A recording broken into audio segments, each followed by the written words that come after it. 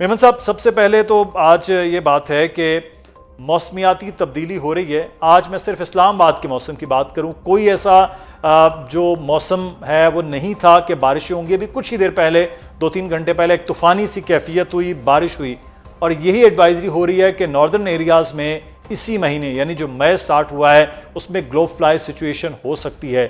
तो क्या किसी नई तबाही का पेश खैमा है ये सारी एडवाइजरीज? बहुत शुक्रिया आपका।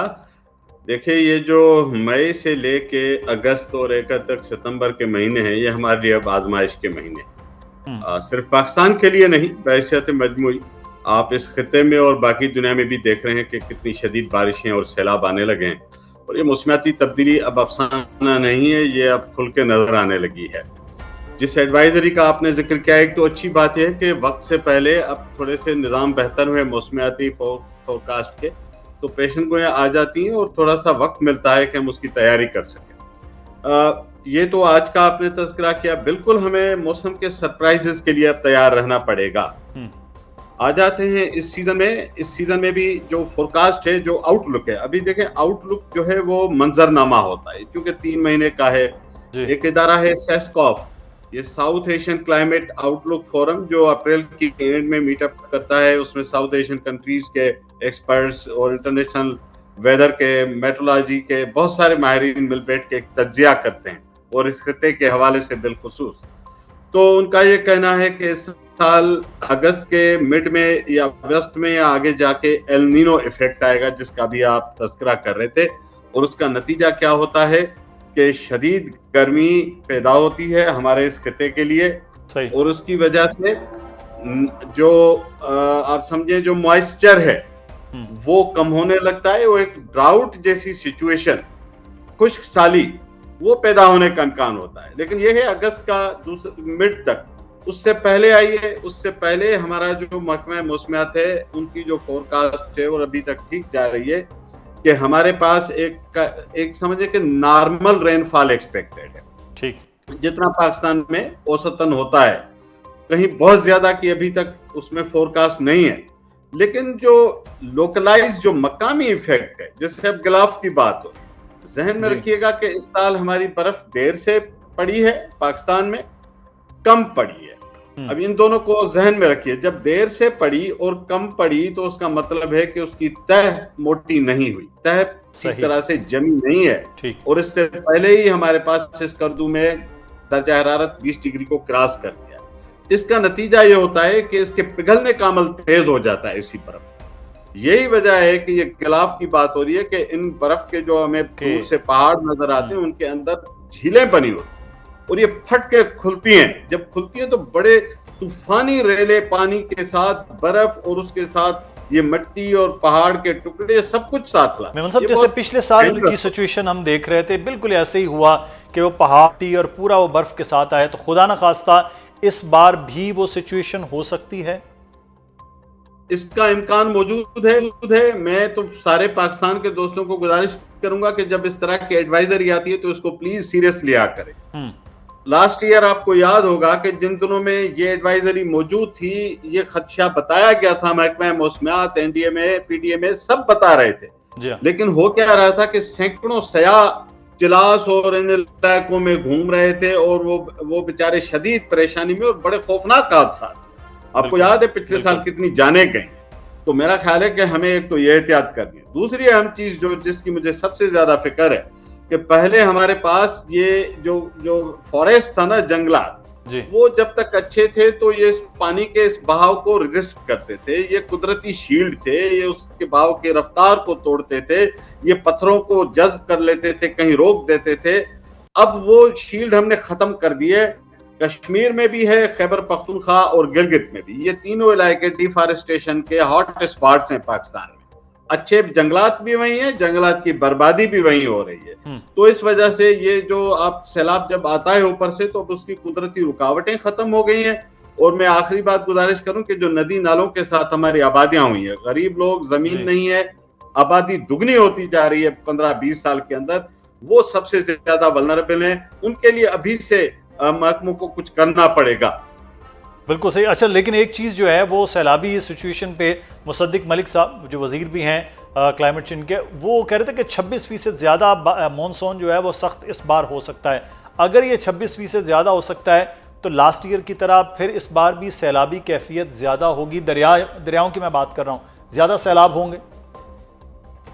देखें, ये काफी एक मौसमियाती एक ये भी लॉन्ग टर्म सिनेरियो के हवाले से बात कर रहे होंगे, क्योंकि इस तरह से तुझ किस्म की इतना एक साल पहले इसकी फोरकास्ट करना मुश्किल होता है, लेकिन एक ट्रेंड है जो कि नजर आ रहा है, तो उस बात में दम है।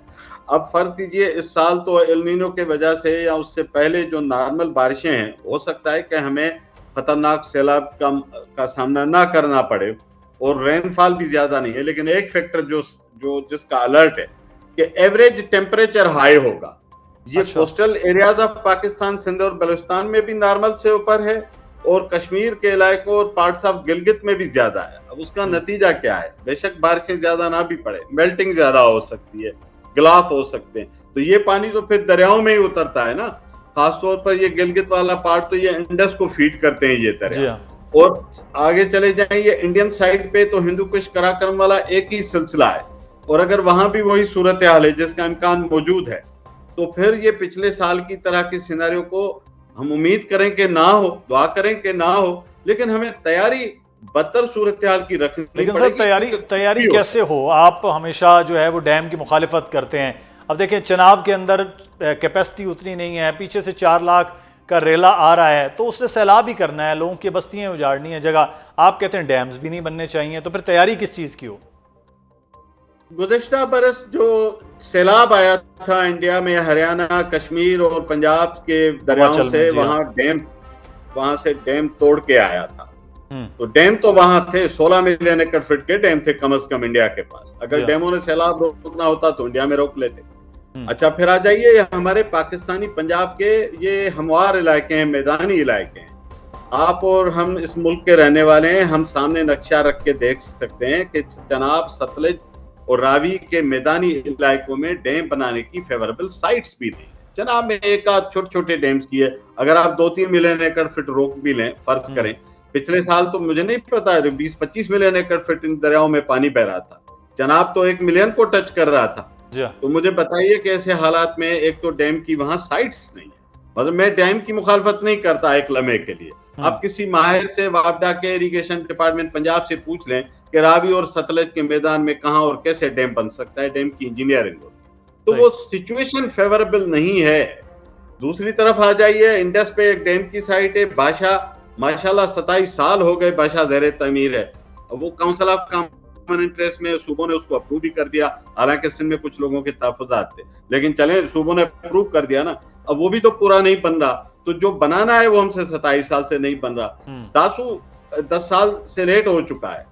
कि इधर सिंध में एक डैम बनना था हिल्स के, किरतर हिल्स के, उसको कम से कम 15-16 साल हो गए। छोटा सा डैम है नए गाज का, तो वो नहीं बन रहा। सब ये तो फिर हल क्या? पाकिस्तान इसमें क्या कर सकता है? हीट वेव भी हम झेल रहे हैं, सैलाब भी हम झेल रहे हैं, माहौलियात जो तब्दील हो रहा है, हल क्या है सर?